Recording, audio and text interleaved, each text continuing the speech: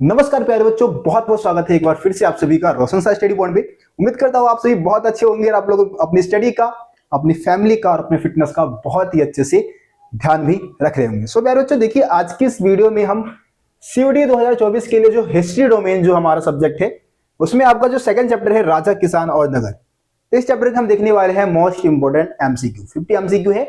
Chapter 1 की video पहले upload कर चुका हूं। इसी तरीके से जो सीरीज रहेगा इसमें 15 के 15 चैप्टर की एमसीक्यू मैं आपको प्रोवाइड करा दूंगा और इन वीडियो को देख लेते हैं तो भाई सारे क्वेश्चन आप अटेम्प्ट करने के लिए एबल रहेंगे और सभी क्वेश्चन को आप जरूर अटेम्प्ट कर पाएंगे। तो ये नया चैनल है, अभी इस चैनल पे ज्यादा ऑडियंस नहीं है। मैं चाहता हूं कि आप लोग इस चैनल के बारे में अपने दोस्तों को बताएं कि भाई इस चैनल पे भी अब रेगुलर वीडियोस अपलोड हो रही है। इस चैनल पे भी हम क्या कर रहे हैं, मेहनत कर रहे हैं और आगे भी करते रहेंगे।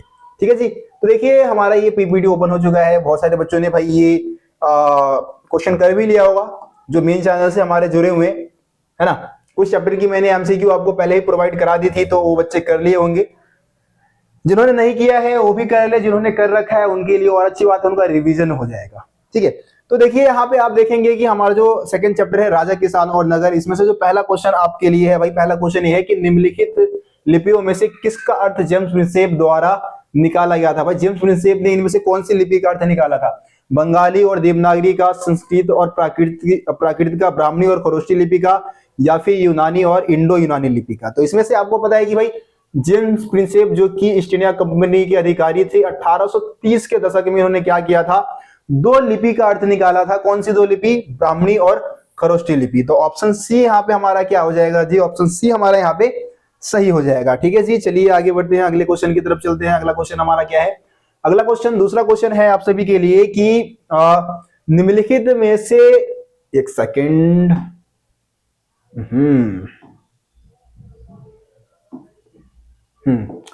निम्नलिखित में से सर्वोत्तम कारण की पहचान कीजिए जिसके कारण राजा अशोक को उनकी प्रजा द्वारा देवना प्रिय और प्रियदर्शी के नाम से जाना जाता था।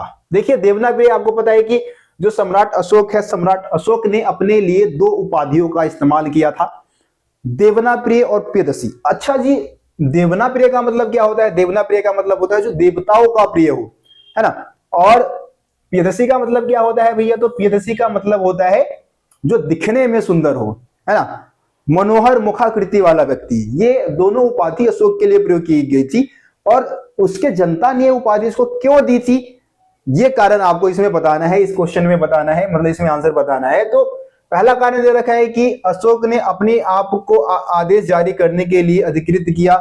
मतलब भाई आदेश जारी करने का मेन काम करता था, तो ऐसा तो भाई कुछ नहीं था, इस वजह से उसको ये उपाधि नहीं दी गई थी, है ना। उसने देवपुत्र की उपाधि स्वीकार की। देवपुत्र यानी कि जो देवताओं का पुत्र हो, ऐसा कुछ नहीं था भाई। देवपुत्र की उपाधि इन्होंने धारण नहीं की थी, कुषाण वंश के राजाओं ने देवपुत्र की उपाधि धारण की थी, है ना। उसके बाद पुरालेख शास्त्री, पुरालेख शास्त्री या फिर आप इनको अभिलेख शास्त्री भी बोल सकते हैं। तो अभिलेख शास्त्रियों ने उसे देवना प्रिय के रूप में जाना। ऐसा कुछ नहीं है भाई, अभिलेख शास्त्री तो अपनी मर्जी से कोई उपाधि किसी राजा को थोड़ी नहीं दे सकते हैं, अभिलेख शास्त्री, है ना। उसने धर्म के माध्यम से समाज की भलाई की। तो भाई देखो, मेरे को जो सबसे सही और सटीक आंसर लगता है वो है ऑप्शन डी, कि भाई उसने धर्म के माध्यम से समाज में भलाई करने की कोशिश की, समाज की भलाई करने की कोशिश की। तो इस तरीके से आंसर डी जो है आपका सही हो जाएगा। ऑप्शन डी आपका क्या हो जाएगा जी? सही हो जाएगा। चलिए जी अगला क्वेश्चन देखते हैं। Question number 3। क्वेश्चन नंबर 3 क्या दे रखा है कि भैया गण और संघ, गण और संघ नाम से महाजनपदों पर शासन था। आपको पता है कि ज्यादातर महाजनपद पे राजा का शासन हुआ करता था, लेकिन गण और संघ नाम के जो राज्य थे वहां पे राजा का शासन नहीं होता था, बल्कि कई लोगों के समूह का शासन होता था, है ना। और समूह में शामिल जितने भी लोग थे वो सब क्या कहलाते थे? राजा कहलाते थे। और सभी फैसले लेते थे उस साम्राज्य को चलाने में, उस राज्य को चलाने में सभी का योगदान होता था, है ना। तो इस तरीके से कई लोगों के समूह का शासन होता था गण और संघ नामक राज्यों पे। ठीक है, आई बात समझ में? चलिए जी आगे बढ़ते हैं, अगला क्वेश्चन देखते हैं। अगला क्वेश्चन क्या है हमारा? अगला क्वेश्चन है भगवान महावीर तथा गौतम बुद्ध का संबंध था। मतलब ये जो भगवान महावीर है, हमारे भगवान गौतम बुद्ध है, इनका संबंध किससे था? गणों से था, राजतंत्र से था, अल्पतंत्र से था, इनमें से कोई नहीं। ठीक है, देखिए अल्पतंत्र, आई थिंक अल्पतंत्र मतलब जिसमें कुछ समय के लिए किसी व्यक्ति को राजा बनाया जाता होगा, मेरे हिसाब से ऐसा ही होगा अल्पतंत्र। अल्प मतलब छोटा, छोटे समय के लिए, कम समय के लिए किसी व्यक्ति को राजा चुना गया हो, तो इस आई थिंक ये होगा। राजतंत्र आप सभी समझते हैं गणों से, तो गण मतलब गण में भी क्या होता था, समूह, समूह शासन एक तरीके से होता था, है ना। तो महावीर और भगवान बुद्ध का संबंध गणों से था। ठीक है, मतलब गण मतलब कि एक तरीके से संगठन बन गया, और उस संगठन को चलाने में वैसे तो सभी लोग बराबर फैसला लेते थे, लेकिन उनमें भी उनका अपना गुरु होता था, है ना। जैसे कि महावीर जैन और गौतम बुद्ध अपने गणों के गुरु हुआ करते थे, लेकिन फैसले सभी मिलके लिया करते थे। तो यहाँ पे आपका सही आंसर हो जाएगा ऑप्शन ए, गणों से। ठीक है, भगवान महावीर और भगवान बुद्ध का संबंध किससे था, गणों से था। चलिए जी आगे बढ़ते हैं। क्वेश्चन नंबर 5, सबसे प्राचीन अभिलेख निम्न में से निम्न भाषा में लिखे जाते थे। मतलब कि प्राचीन अभिलेख किस भाषा में लिखे जाते थे जी, तमिल भाषा में, हिंदी भाषा में, प्राकृत भाषा में, या फिर संस्कृत भाषा में। तो ज्यादातर जो प्राचीन काल के जो अभिलेख लिखे गए हैं वो किस भाषा में लिखे गए हैं, प्राकृत भाषा में लिखे गए हैं। प्राकृत यानी कि जन सामान्य की भाषा होती थी, है ना, सभी जो लोग जिसको समझ सकते थे। संस्कृत में भी लिखे गए हैं बहुत सारे, लेकिन ज्यादातर प्राकृत भाषा में लिखे गए थे। इस हिसाब से प्राकृत भाषा आपका सही आंसर हो जाएगा यहाँ पे ऑप्शन सी। चलिए जी अगला क्वेश्चन देखते हैं। अगला क्वेश्चन क्या है, क्वेश्चन नंबर 6 है, 6ठी से 4वीं शताब्दी ईसा पूर्व में कौन सा महाजनपद सबसे शक्तिशाली बन गया। सबसे शक्तिशाली महाजनपद कौन सा था भाई, पांचाल है, कुरु है, गांधार है, मगध है। तो भैया बहुत आसान क्वेश्चन, मगध, है ना। मगध जो था इस समय में सबसे शक्तिशाली महाजनपद बन गया था हमारा, है ना। और इसके शक्तिशाली बनने के पीछे क्या कारण थे, चलो जी कमेंट में बता देना मेरे को। ठीक है, सभी बच्चे मेरे को कमेंट में बता देंगे कि मगध जो था वो शक्तिशाली महाजनपद क्यों बन गया था। कम से कम 4 पॉइंट, कम से कम 4 पॉइंट बता देना भाई। आप सभी मेहनती स्टूडेंट है, एक टारगेट लेके चल रहे हैं, है ना, कि भाई हाँ सीयूटी क्रैक करना है। तो मेरे को मालूम है कि आप सभी इस वीडियो में इंटरेस्ट ले रहे हैं, इस वीडियो को देख रहे हैं, समझ रहे हैं। तो थोड़ा सा अपना हाथ भी चलाए और अपना दिमाग भी चलाए, है ना, और आंसर बताए। चलिए जी अगला क्वेश्चन क्या है हमारा, अगला क्वेश्चन है कि मगध की आरंभिक राजधानी कौन सी थी। मगध की आरंभिक राजधानी, देखिए जी मगध आपको पता है कि सबसे शक्तिशाली महाजनपदों में से एक था, और इसकी आरंभिक राजधानी जो थी वो राजगाह थी। राजगाह, या इसको आप और दूसरे नाम से जानते हैं, राजगीर भी बोलते हैं, राजगीर, ठीक है, या राजगृह भी बोल सकते हो, राजगृह, ठीक है, राजगृह भी बोलते हैं। बिहार में है ये भी, राजगीर भी बिहार में है। कहां पे है भाई, तो बिहार में है, अपना राज्य बिहार में है। ठीक है जी, और एक चीज और याद रखना, आरंभिक राजधानी तो भाई राजगीर थी। मगध की आरंभिक राजधानी कौन सी थी, तो राजगीर बता दोगे। लेकिन आप सभी को पता है कि 4वीं शताब्दी ईसा पूर्व में या 400 ईसा पूर्व में क्या होता है, राजधानी को पाटलिपुत्र में शिफ्ट कर दिया जाता है। तो ये चीज भी याद रखना, आता है एमसीक्यू में पूछा जाता है, इंपॉर्टेंट है बहुत ज्यादा। आगे शायद एमसीक्यू में ही क्वेश्चन भी दे रखा है। चलिए जी आगे बढ़ते हैं, अगला क्वेश्चन देखते हैं। पाटलिपुत्र मगध की राजधानी कब बनी, भाई अभी बता दिया मैंने, पाटलिपुत्र जो है वो 4वीं शताब्दी ईसा पूर्व में मगध की राजधानी बन गई थी। ऑप्शन बी आप सभी का क्या हो जाएगा, सही हो जाएगा। देखिए जी ये सारे राजधानी जो होते थे वो किलेबंद होते थे। किलेबंद राजधानी क्यों बनाई जाती थी भाई, किलेबंद करवाने के पीछे आपको रीजन मैंने बता रखा है कि अपने दुश्मनों से राजधानी की रक्षा के लिए उसकी किलेबंदी की जाती थी। अब पुराने समय का रूल ये था कि भैया अगर राजधानी पे कब्जा यानी कि पूरे साम्राज्य पे कब्जा माना जाएगा, तो इस वजह से राजधानी की किलेबंदी बहुत ज्यादा जरूरी हो जाती थी उस समय के लिहाज से, है ना जी। चलिए जी आगे बढ़ते हैं, अगला क्वेश्चन देखते हैं। अगला क्वेश्चन क्या है हमारा, क्वेश्चन है 9, मौर्य साम्राज्य का संस्थापक कौन था। बहुत आसान क्वेश्चन है भाई, बहुत ही आसान क्वेश्चन है। मौर्य साम्राज्य का संस्थापक कौन था, बिंदुसार, अजातशत्रु, अशोक, चंद्रगुप्त मौर्य। बहुत ही आसान है, कमेंट में। क्वेश्चन नंबर 9 जो है हमारा, क्वेश्चन नंबर 9 का आंसर मेरे को चाहिए भाई कमेंट बॉक्स में सभी बच्चों से। सभी बच्चे बताएंगे मतलब मौर्य साम्राज्य का संस्थापक कौन था। यहाँ पे भाई एंडी भी मिल जाएगा आपको, है ना, तो आप सभी जरूर बताएंगे इसका आंसर। चलिए जी आगे बढ़ते हैं, अगला क्वेश्चन देखते हैं। अगला क्वेश्चन है 10, चंद्रगुप्त मौर्य के दरबार में एक यूनानी राजदूत था। भैया चंद्रगुप्त मौर्य के दरबार में एक यूनानी राजदूत आया था। राजदूत कौन होता है भाई, राजदूत यानी कि संदेशवाहक, जो किसी का संदेशवाहक हो। तो यूनानी राजदूत जो था वो था मैगस्थनीज, ठीक है जी। मैगस्थनीज ने, आप सभी को पता है कि इंडिका नामक पुस्तक लिखी थी, ठीक है। इंडिका नामक पुस्तक लिखी थी। सिकंदर का एक सेनापति था। किसका सेनापति? सिकंदर का। ठीक है, सिकंदर का सेनापति था सेल्यूकस। सेल्यूकस निकेटर भी बोल देते हैं। सेल्यूकस निकेटर का राजदूत था ये, है ना। चंद्रगुप्त मौर्य ने क्या किया था?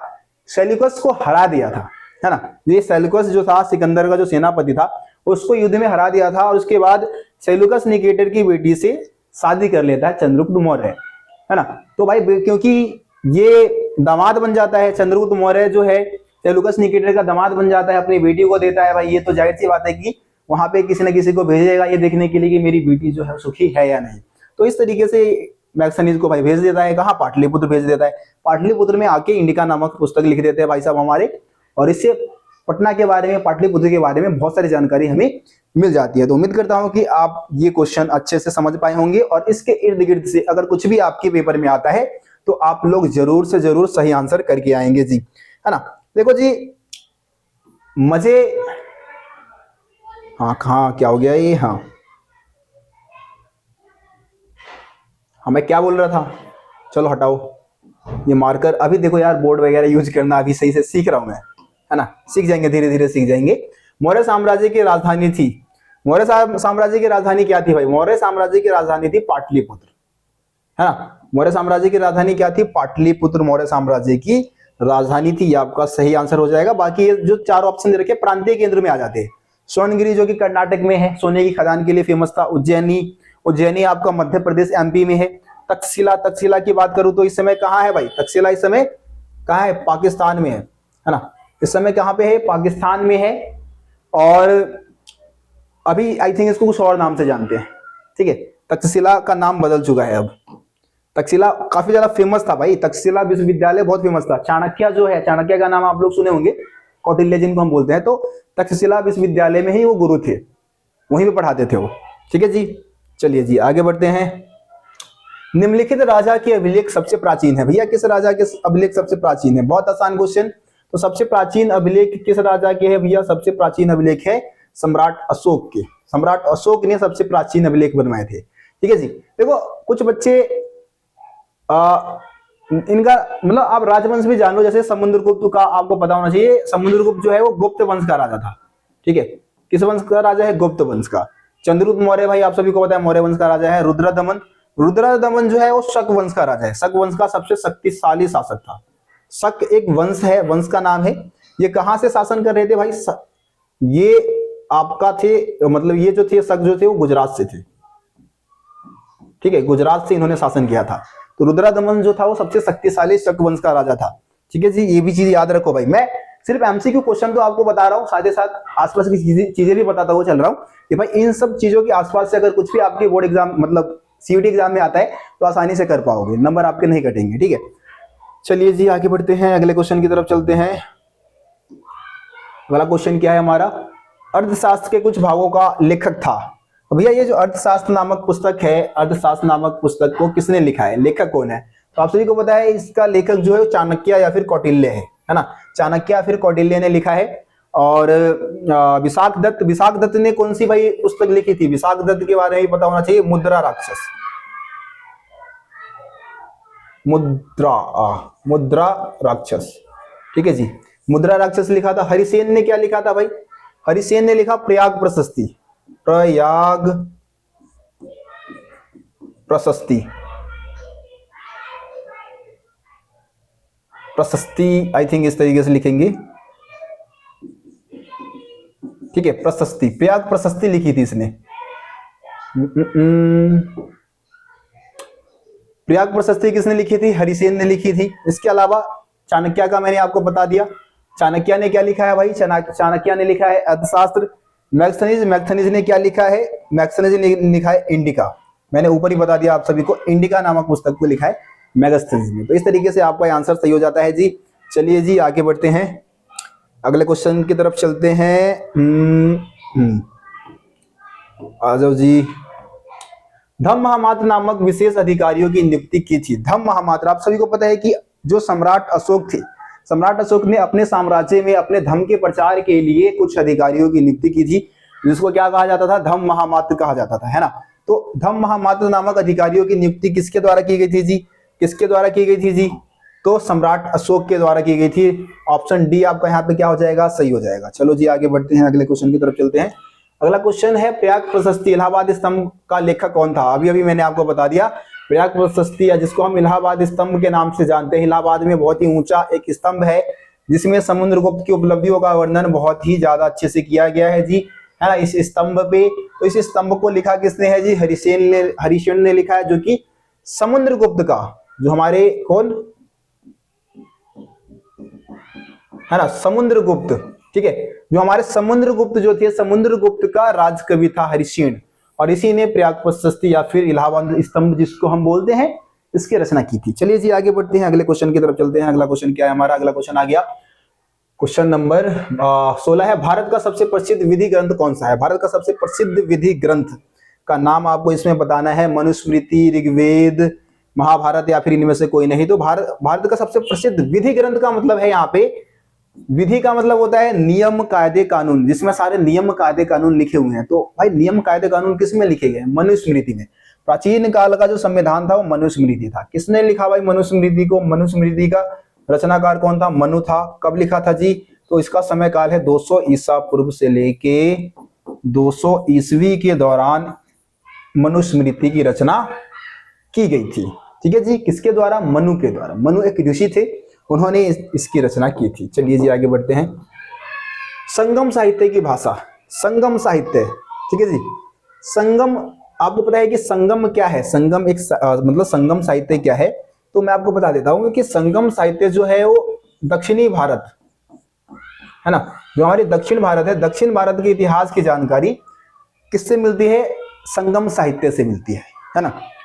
संगम का मतलब क्या होता है? मिलना। तो होता है क्या है कि भाई प्राचीन काल में ना, मतलब जैसे उत्तर भारत का इतिहास बहुत लिखा जा रहा था, उत्तर भारत के इतिहास को लिखने वाले बहुत सारे लोग थे, जो कि मतलब लेखक थे जो कि लिख रहे थे, लेकिन दक्षिण भारत के इतिहास को लिखने वाले बहुत कम थे। तो इस वजह से वहां के कवि इकट्ठे हुए, लेखक इकट्ठे हुए और उन्होंने लिखा संगम साहित्य, है ना, और उसी में दक्षिण भारत का इतिहास उन्होंने बताया। तो थोड़ा सा लॉजिक आप लगा सकते हो कि भाई दक्षिण भारत में कौन सी भाषा चलती होगी, है ना, तमिल भाषा। तो इस तमिल भाषा में लिखे गए थे। किस भाषा में लिखे गए थे? संगम साहित्य तमिल भाषा में लिखे गए थे जी। चलिए जी आगे बढ़ते हैं, अगले क्वेश्चन की तरफ चलते हैं। अगला क्वेश्चन है, प्रभावती गुप्त निम्न में से किसकी पुत्री थी? प्रभावती गुप्त किसकी पुत्री थी? प्रभावती गुप्त के बारे में आप सभी को पता है कि भाई इसने क्या किया था? भूमि दान किया था, है ना जी। भूमि, थोड़ा सा भाई लिखने में दिक्कत, क्या किया था इसने? भूमि दान, ठीक है, भूमि दान किया था। तो इस वजह से बहुत ज्यादा फेमस थी। और ये पुत्री किसकी थी? बहुत सारे बच्चे कंफ्यूज रहते हैं। कुछ बच्चे चंद्रगुप्त मौर्य बोल देंगे भाई, है ना, कुछ बच्चे चंद्रगुप्त प्रथम बोल देंगे भाई, गलत हो जाएगा आपका आंसर। चंद्रगुप्त द्वितीय की पुत्री थी। किसकी पुत्री थी? चंद्रगुप्त द्वितीय की पुत्री थी। अब देखो, चंद्रगुप्त मौर्य लगा है, यानी कि मौर्य वंश का राजा है, ये मौर्य वंश का राजा है, मौर्य वंश का संस्थापक था, है ना। समुद्रगुप्त तो भाई हो ही नहीं सकता, समुद्रगुप्त का कोई यहाँ पे कोई संबंध नहीं है। यहाँ पे चंद्रगुप्त द्वितीय, अब देखो यहाँ पे मौर्य नहीं लगा है, यहाँ पे चंद्रगुप्त द्वितीय है सिर्फ। ये जो है किस वंश का राजा है जी? ये है गुप्त वंश का राजा। कौन से वंश का राजा है जी? गुप्त वंश का राजा है ये। और चंद्रगुप्त प्रथम भी किस वंश का राजा है जी? गुप्त वंश का राजा है जी। ठीक है जी, तो इस तरीके से ये दोनों गुप्त वंश के राजा है। चंद्रगुप्त मौर्य जो है वो मौर्य वंश का राजा है, ये चीज याद रखना भाई। और प्रभावती गुप्त किसकी पुत्री थी? चंद्रगुप्त द्वितीय की। पत्नी किसकी थी भाई? तो पत्नी किसकी थी? पत्नी किसकी थी? तो वाकाटक नरेश था एक। वाकाटक एक क्या है? वाकाटक एक वंश का नाम है। वाकाटक वंश का एक राजा था रुद्रसेन। और रुद्रसेन में भी है, रुद्रसेन सेकंड था। ठीक है जी, रुद्रसेन सेकंड की पत्नी थी प्रभावती गुप्त। और कौन से वंश का राजा था रुद्रसेन? तो वाकाटक वंश का था। वाकाटक वंश के राजा कहां से शासन किया था भाई? कहां से शासन किया था? एमपी से। कहां से थे जी? एमपी से थे। तो याद रखना भाई, पेपर में आता है ये क्वेश्चन, आपके एनसीईआरटी बुक में भी ये बताया हुआ है, तो इसीलिए मैंने आपको बता दिया। और मेरे को मालूम है कि ये सब चीजें आप याद करके रखेंगे तो जरूर से जरूर सीयूटी क्रैक करेंगे। आरंभिक भारत में व्यापारियों के संघ को क्या कहा जाता था? देखो जी, आरंभिक भारत में जो व्यापारियों के संघ होते थे है ना। संघ मतलब क्या है? संघ मतलब है ग्रुप जो सामान को खरीद रहे हैं, बेच रहे हैं, बेचने का काम कर रहे हैं।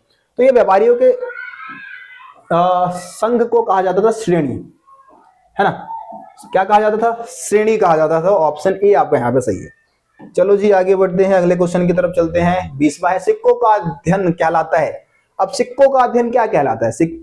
जैसे कि प्राचीन काल के बहुत सारे सिक्के हैं, उन सिक्कों से आपको भारतीय इतिहास के बारे में बहुत कुछ पता चलता है ना। राजाओं के बारे में पता चल जाता है, वहां की आर्थिक स्थिति के बारे में पता चल जाता है।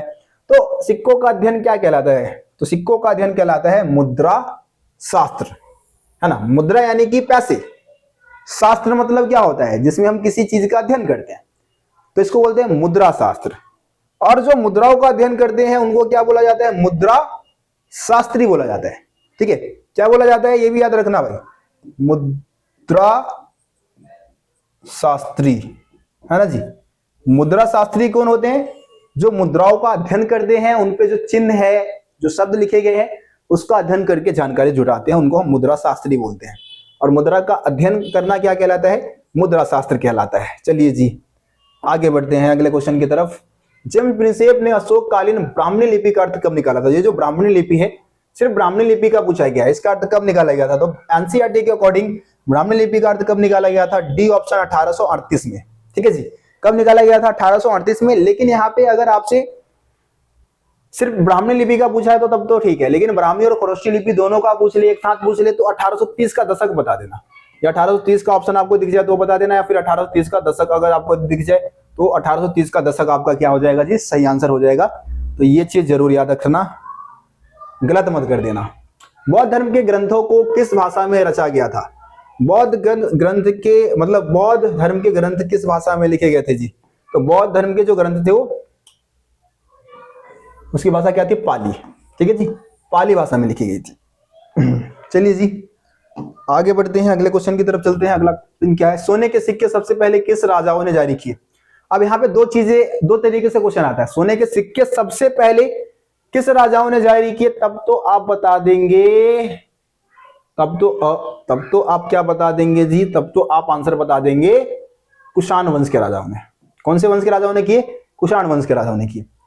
लेकिन यहाँ पे अति उत्तम, सबसे उत्तम किस्म के जो सोने के सिक्के थे, सबसे अति उत्तम सोने के जो सिक्के थे वो गुप्त वंश के राजाओं ने बनवाए थे, ये भी याद रखना। लेकिन क्वेश्चन के अकॉर्डिंग तो भाई आपका आंसर क्या है? कुषाण वंश के राजाओं ने किए थे। सबसे पहले सोने के सिक्के किसने जारी किए थे? कुषाण वंश के राजाओं ने किए थे। चलो जी आगे बढ़ते हैं, अगले क्वेश्चन की तरफ चलते हैं। अगला क्वेश्चन क्या है हमारा? अगला क्वेश्चन है, कौन पहला सम्राट था जिसने अपने अधिकारियों और प्रजा के लिए संदेश प्राकृतिक पत्थरों और पॉलिश किए हुए स्तंभों पर लिखवाए थे? मतलब कौन सा ऐसा राजा था जिसने अपने प्रजा के लिए संदेश जो है वो पॉलिश किए हुए पत्थरों पे लिखवाना शुरू किया था या लिखवाया था? जी हाँ, समुद्रगुप्त था, चंद्रगुप्त मौर्य था, अशोक था, या फिर गतितिंदु। ठीक है जी, तो कौन सा राजा था भाई? तो सिंपल आंसर भाई सी ऑप्शन, सम्राट अशोक। सम्राट अशोक जो राजा था जिसने स्तंभों पे, पॉलिश पत्थरों पे अपने प्रजा के लिए संदेश वगैरह लिखवाना शुरू कर देता है। आज जी 25वां है, इनमें से कौन कुषाण शासक था? कौन सा राजा जो है कुषाण वंश का राजा था? चंद्रगुप्त मौर्य नहीं था। अबे आजा भाई, कहां भाग रहा है? हाँ जी, ओहो आगे बढ़ गए क्या हम? इनमें से कौन सा कुषाण वंश का राजा नहीं था? तो चंद्रगुप्त मौर्य तो भैया नहीं था, सम्राट अशोक भी नहीं था, समुद्रगुप्त भी नहीं था, कनिष्क था भाई, कनिष्क। ठीक है, आप लोगों ने अपने बुक में एक दूसरे चैप्टर में सर कटा हुआ वाला एक वो देखा होगा, चित्र देखा होगा, तो वो कनिष्क का ही चित्र है, कनिष्क। ठीक है जी, बहुत ही पावरफुल राजा था ये और बहुत ही फेमस राजा था ये, कुषाण वंश का सबसे शक्तिशाली राजाओं में से एक था। आगे बढ़ते हैं, अगला क्वेश्चन है, मगध जनपद। मगध जनपद आधुनिक डैश में स्थित है? मगध जनपद भाई इस समय की बात करूं तो इस समय इसका लोकेशन क्या है? पटना है, मध्य प्रदेश है, बिहार है, हरियाणा है। वैसे तो बिहार झारखंड का कुछ एरिया था, लेकिन यहाँ पे बिहार ऑप्शन दे रखा है तो आप बिहार के साथ जाओगे, बिहार आपका सही हो जाएगा, बिहार में है भाई। ठीक है जी, चलिए जी आगे बढ़ते हैं, फिर अगला क्वेश्चन देखते हैं। कथन कारण वाला क्वेश्चन है, तो कथन कारण वाले क्वेश्चन को बहुत ही ध्यान से करना है। पहले आपको कथन को बहुत ही ध्यान से पढ़ लेना है ना, उसके बाद कारण को पढ़ लेना है, फिर देखना है कि दोनों सही है या नहीं है। पहले अभिकथन को पढ़ो, देखो सही है या नहीं, फिर कारण को पढ़ो, देखो सही है या नहीं, उसके बाद दोनों में रिलेशन को देखो, उसके बाद 4 ऑप्शन पढ़ो और जो सही लगे वो टिक करके आओ। ठीक है जी। देखिए तो अभिकथन क्या है कि अभिलेख कभी खंडित नहीं होते, गलत है भाई, ये तो पहले ही गलत हो गया। अभिलेख खंडित क्यों नहीं होंगे भाई? आंधी तूफान आ गया, भूकंप आ गया, गिर गया, टूट गया, नष्ट हो गया, हो सकता है, बिल्कुल हो सकता है। कारण क्या है? अभिलेखों को हल्के ढंग से उत्कीर्ण करने के कारण उन्हें पढ़ने में कठिनाई आती है, ये ठीक है। कारण ठीक है, अभिकथन गलत है। तो ऑप्शन देखो, केवल कारण सही है, ये वाला आंसर जो डी है आपका, ऑप्शन डी यहाँ पे दे रखा है, केवल कारण सही है ना, ये आपका सही हो जाएगा। ठीक है जी, चलिए जी आगे बढ़ते हैं। अगला क्वेश्चन 28वां, फिर से कथन कारण। कथन क्या है? कथन पढ़ो। चंद्रगुप्त के गुरु चाणक्य को कौटिल्य कहा जाता है। जी बिल्कुल भाई, चाणक्य को कौटिल्य भी कहा जाता है। कौटिल्य, चाणक्य कूटनीति में निपुण थे। कारण क्या दे रखा है कि भैया चाणक्य कूटनीति में निपुण थे, जो कूटनीति होता है उसमें बिल्कुल निपुण थे वो, है ना। अपने दुश्मनों को कैसे हराना है, किस तरीके से उस पर वार करना है, कैसे उसको खत्म करना है, सब जानते थे भाई, इस चीज में निपुण थे वो बिल्कुल। तो इस वजह से इनको क्या कहा जाता है? कौटिल्य भी कहा जाता है। तो यहाँ पे दोनों सही है, अभिकथन और कारण दोनों सही है। और जो कारण है वो अभिकथन का स्पष्टीकरण भी देता है, यानी कि कारण पढ़ के आपको समझ में आता है ना कि चंद्रगुप्त के गुरु चाणक्य को कौटिल्य भी कहा जाता है। क्यों कहा जाता है? क्योंकि चाणक्य कूटनीति में निपुण थे। तो इस हिसाब से आपका आंसर क्या हो जाएगा? अभिकथन और कारण दोनों सही है और अभिकथन कारण का सही स्पष्टीकरण करता है। इस हिसाब से आप देखेंगे तो आपका ऑप्शन ए लगा दो भाई, ठीक है, ए सही हो जाएगा। चलो जी आगे बढ़ते हैं, अगला क्वेश्चन देखते हैं। निम्नलिखित, फिर से कथन कारण वाला आ गया। मुद्रा शास्त्र विशाख दत्त द्वारा, मुद्रा राक्षस, सॉरी माफी चाहूंगा गलती के लिए, पढ़ने में गलती हो गई। मुद्रा राक्षस विशाख दत्त द्वारा लिखा गया ऐतिहासिक नाटक है। बिल्कुल भाई, ठीक है, मुद्रा राक्षस विशाख दत्त द्वारा लिखा गया एक ऐतिहासिक नाटक है। यह बताता है कि बौद्ध परंपरा क्या थी। यह बताता है कि बौद्ध परंपरा क्या थी, इसके बारे में मेरे को कम नॉलेज है। मुद्रा राक्षस में वैसे किस चीज का वर्णन किया गया है, इसके बारे में मेरे पास भाई ज्यादा जानकारी नहीं है। ठीक है, मैंने क्वेश्चन रिसर्च भी नहीं किया है, तो एक बार आप लोग रिसर्च कर लेना कि आखिर मुद्रा राक्षस का टॉपिक क्या है। ऊपर वाला तो सही है भाई, अभिकथन सही है, कारण के बारे में मैं कुछ नहीं कह सकता। गूगल करना कि मुद्रा राक्षस में किन विषयों का वर्णन किया गया है। अगर उसमें मेन टॉपिक आपका बौद्ध परंपराओं का वर्णन किया गया है, ये आ जाता है तो भाई फिर दोनों सही हो जाएगा।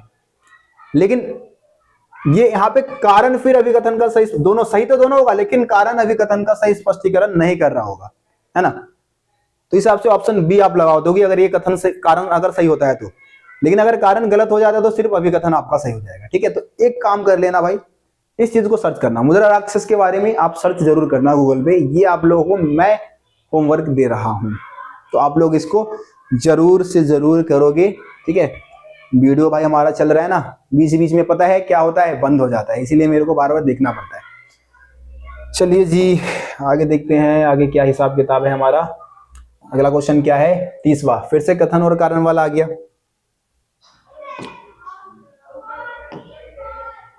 मगध सबसे कमजोर जनपद था, गलत है। मगध सबसे कमजोर जनपद था, गलत है भाई, सबसे शक्तिशाली जनपद था। मगध में अच्छी खेती नहीं होती थी, ये भी गलत है। तो यहाँ पे अभिकथन और कारण दोनों गलत है। अगर यहाँ पे देखो, अगर ऐसा क्वेश्चन आता है तो तुम्हारे ना ऑप्शन दिया होगा, यहाँ पे 4 जो ऑप्शन दे रखे हैं ना, इसमें दिया होगा कि अभिकथन और कारण दोनों गलत है, लेकिन इसमें नहीं दे रखा है, तो हम यहाँ से ऑप्शन टिक नहीं करेंगे। लेकिन अगर पेपर में ऐसा क्वेश्चन आता है तो जरूर लिखा होगा, ऑप्शन में जरूर दिया होगा कि अभिकथन और कारण दोनों यहाँ पे क्या दे रखे हैं जी, गलत दे रखे हैं। चलो जी आगे बढ़ते हैं अगले क्वेश्चन की तरफ।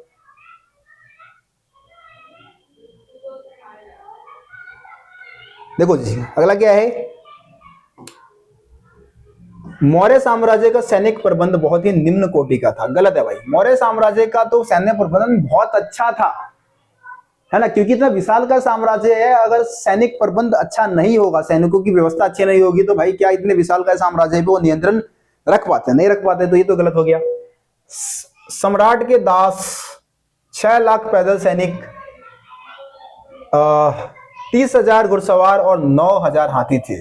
ठीक है, ये डाटा आपके बॉक्स में होगा, दूसरे चैप्टर के बॉक्स में, और ये डाटा मेरे हिसाब से बिल्कुल सही दे रखा है। तो कारण सही है सिर्फ, ठीक है, केवल कारण सही है। यहाँ पे ऑप्शन डी जो है आपका सही हो जाएगा, केवल कारण सही है। चलो जी आगे बढ़ते हैं अगले क्वेश्चन की तरफ। जेम्स प्रिंसेप की मुख्य उपलब्धि थी? जेम्स प्रिंसेप की मुख्य उपलब्धि क्या थी? कि भाई इसने ब्राह्मणी और खरोष्टी लिपि का अर्थ निकाल दिया था, यही हो गया, ब्राह्मणी और खरोष्टी लिपि का इसने अर्थ निकाला था। ऑप्शन बी जो दे रखा है सही हो जाएगा। जेम्स प्रिंसेप की ये उपलब्धि थी भाई, किसने 2 लिपि का अर्थ निकाल दिया था। चलिए जी अगला क्वेश्चन, इंडिका किताब के लेखक कौन है? बहुत आसान क्वेश्चन, बहुत ही आसान क्वेश्चन। इंडिका किताब के लेखक कौन है भैया? इंडिका किताब के लेखक है हमारे मैगस्थनीज। ऑप्शन सी आपका हो जाएगा मैगस्थनीज, जो कि यूनानी राजदूत भी था एक, है ना। चलो जी अगला क्वेश्चन, मौर्य साम्राज्य की सैनिक गतिविधि संचालित की जाती थी। तो मौर्य साम्राज्य की जो सैनिक गतिविधि थी वो एक समिति और 6 उप समितियों के द्वारा संचालित की जाती थी। एक समिति 6 उप समिति, जिसमें से पहली उप समिति जो थी और खान पान और यातायात का संचालन, दूसरी पहली नौसेना का, दूसरी खान पान और यातायात का, तीसरी पैदल सैनिकों का, चौथी अश्वरोहियों का, पांचवी रथारोहियों का और छठी उप समिति हाथियों का संचालन करती थी। तो इस हिसाब से ऑप्शन ए आपका क्या हो जाएगा जी? सही हो जाएगा। चलो जी आगे बढ़ते हैं, अगले क्वेश्चन की तरफ चलते हैं। अगला क्वेश्चन क्या है? धम्म के सिद्धांत की शुरुआत की, जो धम्म है, धम्म के सिद्धांत की शुरुआत किसने की थी भाई? अपने धम्म, धर्म यहां पे लिखा है, वैसे धम्म होना चाहिए था, धम्म, धर्म नहीं बोलते हैं, धम्म बोलते हैं, ठीक है। जिसमें अच्छे आचरणों की बात की गई थी, अच्छे व्यवहार, दूसरे लोगों के साथ अच्छा व्यवहार रखना चाहिए, दूसरे के धर्म का सम्मान करना चाहिए, उसको हम क्या बोलते हैं? धम्म। तो धम्म का जो सिद्धांत है वो किसने चलाया था भाई? सम्राट अशोक ने चलाया था, ठीक है। ऑप्शन डी आपका क्या हो जाएगा? सही हो जाएगा, सम्राट अशोक। 36वां क्वेश्चन है, जातक कथाएं जिस महापुरुषों से संबंधित है वो है। जातक जो कथाएं है वो किस महापुरुष से संबंधित है?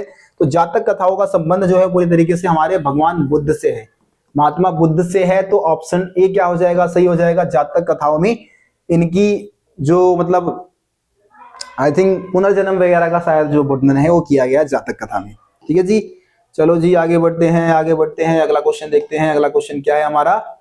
37, हर्ष चरित्र की रचना किसने की? हर्ष चरित्र, चरित्र मतलब क्या होता है? जिसमें किसी की चरित्र वगैरह का वर्णन होता है, जिसकी जीवनी होती है जिसमें, है ना, तो वो हर्ष चरित्र है। हर्ष, हर्ष मतलब यहाँ पे क्या है? एक राजा का नाम है हर्ष, जिसको हर्षवर्धन भी बोला जाता है, हर्षवर्धन, ठीक है, हर्षवर्धन। तो हर्षवर्धन कहाँ का राजा था भाई? हर्षवर्धन जो था वो कन्नौज का राजा था। कन्नौज यानी कि समय का कानपुर, इस समय का कानपुर जो है वो कन्नौज कहलाता है। तो कन्नौज का राजा था हर्षवर्धन, और इसकी जीवनी जो है वो हर्षचरित्र है। हर्षचरित्र हर्षवर्धन की जीवनी है। किसने लिखा था? तो बाणभट्ट का नाम बता देना, बाणभट्ट। बाणभट्ट जो था वो इसका दरबारी लेखक था, हर्षवर्धन का दरबारी लेखक था, और इसी ने लिखा, इसी ने हर्षचरित्र की रचना की थी। चलिए जी आगे बढ़ते हैं, अगला क्वेश्चन देखते हैं। सेठी आमतौर पर होते थे, तो सेठी होते थे धनी व्यापारी। धनी व्यापारियों को क्या कहा जाता था? सेठी कहा जाता था। नाम से भी यार सेठ जी है भाई, सेठी है ना, सेठ जी। धनी व्यापारियों का समूह क्या कहलाएगा? सेठी कहलाता था। आसान था ये तो बहुत, है ना। नाम मतलब शब्द से ही आंसर बता सकते थे तुम इसका। चलिए जी, प्रसिद्ध पुस्तक अष्टाध्यायी की रचना किसने की? तो अष्टाध्यायी को किसने लिखा था? अष्टाध्यायी को लिखा था पाणिनि ने, ठीक है जी। अष्टाध्यायी में आई थिंक आयुर्विज्ञान या फिर रोगों से मतलब रोगों का जो उपचार वगैरह है उसका वर्णन है अष्टाध्यायी में, इसको पाणिनि ने लिखा है, ठीक है। चरक संहिता को चरक ने लिखा है, ठीक है। तो ये है आपका आयुर्विज्ञान आई थिंक पतंजलि का है। बाणभट्ट के बारे में मैंने ऊपर बता दिया, पाणिनि हो जाएगा आपको इसका यहाँ पे सही आंसर, ठीक है जी।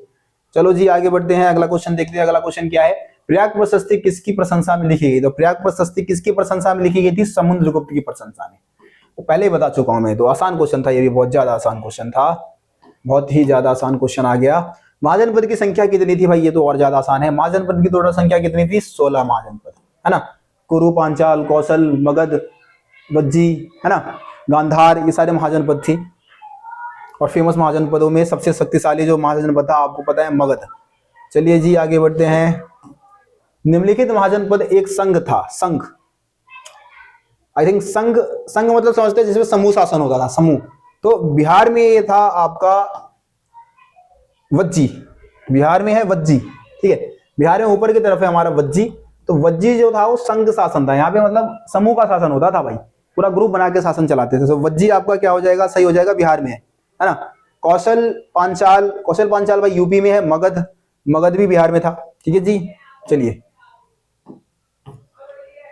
मगध जनपद कहाँ स्थित है? मगध जनपद भाई, अरे यार रिपीट हो गया है। मगध जनपद आधुनिक बिहार में स्थित है। ठीक है जी, आधुनिक बिहार आपका जो ऑप्शन डी दे रखा है सही है, यहाँ पे रिपीट हो गया है क्वेश्चन। चलिए जी, हरिसेन किस शासक का राजकवि था? पहले ही बता चुका हूँ, हरिसेन जो था वो हरिसेन आपका समुद्रगुप्त। कहाँ है? समुद्रगुप्त, हाँ जी समुद्रगुप्त, ऑप्शन सी हो जाएगा सही। समुद्रगुप्त का क्या था? राजकवि था ये। ठीक है जी, हरिसेन, हरिसेन। सम्राट अशोक द्वारा अपनाई गई एक उपाधि, सम्राट अशोक ने कौन सी उपाधि भाई धारण की थी? तो देवना प्रिय। ऑप्शन बी क्या हो जाएगा? सही हो जाएगा, देवना प्रिय। ठीक है जी, चलो जी आगे बढ़ते हैं, अगला क्वेश्चन देखते हैं। स्वर्णगिरी कहाँ स्थित है? तो पहले बता चुका हूं भाई, स्वर्णगिरी कहाँ स्थित है? स्वर्णगिरी कर्नाटक में है। बहुत आसान आसान क्वेश्चन आ रहे भाई, बहुत ही आसान आसान। अगला क्वेश्चन है, कौटिल्य किसके गुरु थे? भाई क्या, भाई क्या ऐसे ऐसे क्वेश्चन आ गए तो भाई फिर तो तगड़ा कंपटीशन हो जाएगा भाई, फिर तो सबका एडिशन हो जाएगा, सबके 200 में से 200 आ जाएंगे मेरे को लग रहा है। कौटिल्य किसके गुरु थे? चंद्रगुप्त मौर्य के। ठीक है जी, चलो जी आगे बढ़ते हैं, अगला क्वेश्चन देखते हैं। अगला क्वेश्चन है, मौर्य साम्राज्य कितने प्रांतों में मुख्य रूप से विभक्त था? तो कुल मिला के वैसे देखा जाए तो भाई 4 प्रांत, 9 प्रांत, 8 प्रांत, मतलब वैसे तो 4 प्रांत महत्वपूर्ण थे भाई, 4 प्रांत होगा आपका यहाँ पे। 4 प्रांत जो थे वो ज्यादा महत्वपूर्ण थे। ठीक है, जैसे कि प्रांतीय केंद्रों में आपका तक्षशिला, उज्जैनी, तोसली, सोनगिरी वगैरह आ जाता है, तो आई थिंक 4 आपका यहाँ पे सही आंसर है, 4 सही हो जाएगा। चलो जी आगे बढ़ते हैं। सोने के सबसे भव्य, भव्य हो गया यहाँ पे, भव्य भत्ते हो गया है, भव्य सिक्के किसने जारी किए थे? सोने के सबसे भव्य सिक्के गुप्त वंश के राजाओं ने जारी किए थे। मैंने पहले ही बताया था आप सभी को, गुप्त वंश के राजाओं ने सोने के सबसे भव्य सिक्के जारी किए थे, है ना। ये आपका सही हो जाएगा। चलो जी आगे बढ़ते हैं, थोड़ा तेजी में अब निपटा देते हैं इसको। आखिरी क्वेश्चन, मैक्सनीज किस शासक के दरबार में आया था? तो मैक्सनीज किस शासक के दरबार में आया था भाई? चंद्रगुप्त मौर्य के दरबार में आया था, है ना। चंद्रगुप्त मौर्य के दरबार में आया था भाई मैक्सनीज। कहां से आया था? यूनान से आया था। कहां से आया था? यूनान से आया था। किसका राजदूत था? सेलुकस निकेटर का राजदूत था, है ना। तो ये 50 एमसीक्यू क्वेश्चन थे जो कि चैप्टर नंबर 2 से है। देखिए जी, मेहनत लगता है वीडियो बनाने में, आप लोगों के लिए मैं काम कर ही रहा हूं। मैं तो भाई अपनी जिम्मेदारी निभाऊंगा ही निभाऊंगा, साथ ही साथ मैं यही उम्मीद कर रहा हूँ कि मेरी टीम में जितने भी टीचर्स हैं वो सब अपनी जिम्मेदारी अच्छे से निभाए, और इसके लिए मेरे को जितनी मेहनत करनी पड़ेगी मैं करूंगा। उनको एक्टिव रखने के लिए, उनसे काम करवाने के लिए जितना भी मेरे को कुछ करना होगा करूंगा। कुछ टीचर भाई बहुत ज्यादा एक्टिव है, आप सभी के लिए वीडियोस बना रहे हैं, है ना। तो उनको सपोर्ट करें, मेरे को सपोर्ट करें, इस चैनल को सपोर्ट करें, वीडियो को शेयर करें, लाइक करें, चैनल को सब्सक्राइब जरूर करें। मिलते हैं आप सभी से अगली वीडियो में, तब तक के लिए जय हिंद, जय भारत। आप सभी अपना ख्याल रखिए, धन्यवाद।